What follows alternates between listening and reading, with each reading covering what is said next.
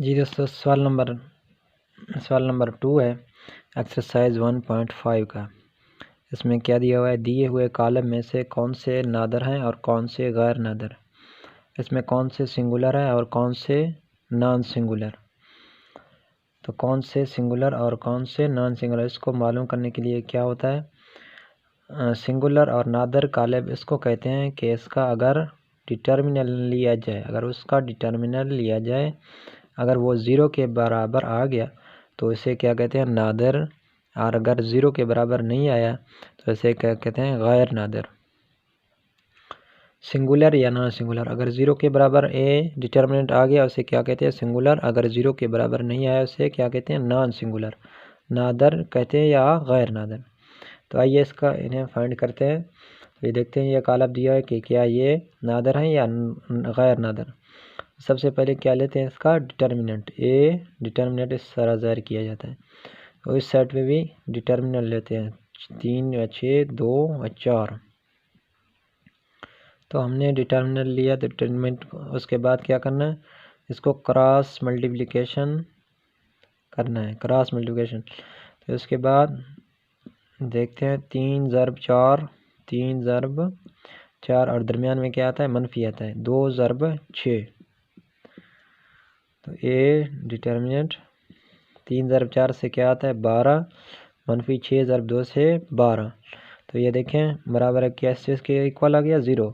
तो देखें ए का हमने जब डिटर्मिनेंट लिया तो हमारे पास किस चीज़ के बराबर आ गया, 0 के बराबर। तो लिहाजा ए हमारे पास क्या है, नादर कॉलम है, नादर। लिहाजा ए हमारे पास एक नादर कॉलम है या सिंगुलर मैट्रिक्स, या हमारे पास क्या है, सिंगुलर मैट्रिक्स है ये हमारे पास। इसे इंग्लिश में क्या कहते हैं, सिंगुलर। तो इसका नादर इस तरह मालूम किया जा सकता था। जी इसका पार्ट 2 है, पार्ट 2 में बी कॉलम बी दिया हुआ है। तो इसको क्या मालूम करना है कि ये नादर है या गैर नादर, सिंगुलर है या नॉन सिंगुलर। तो सिंगुलर मालूम करने के लिए, नादर और गैर नादर मालूम करने के लिए क्या होता है, अगर बी का हम डिटर्मिनेंट ले, अगर वो हमारे पास 0 के बराबर आ गया तो वो क्या है, नादर है। अगर वो 0 के बराबर नहीं है तो गैर नादर कॉलम है। तो अब इनका डिटर्मिनेंट लेते हैं, बी डिटर्मिनेंट 4 व 1, 3 व 2। इस साइड पे भी हमने क्या लिया, डिटर्मिनेंट। उसके बाद क्या करना है, क्रॉस मल्टीप्लिकेशन। बी डिटर्मिनेंट, अब इनको ज़रब देते हैं, 4 ज़रब 2, दरमियान में क्या आता है, मनफी आता है, 3 ज़रब 1। तो इससे क्या आएगा, देखें, 4 ज़रब 2 से क्या आता है, 8, मनफी 3 ज़रब 1 से 3।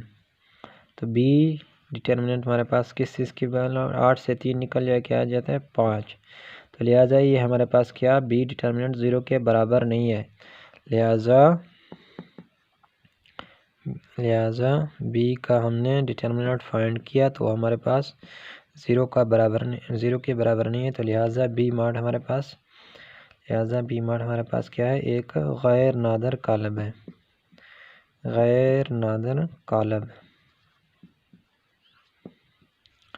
ऐसे इंग्लिश में क्या कहते हैं, नॉन सिंगुलर मैट्रिक्स। तो ये हमारे पास बी मार्ड के, बी क्या था हमारे पास, नॉन सिंगुलर मैट्रिक्स है।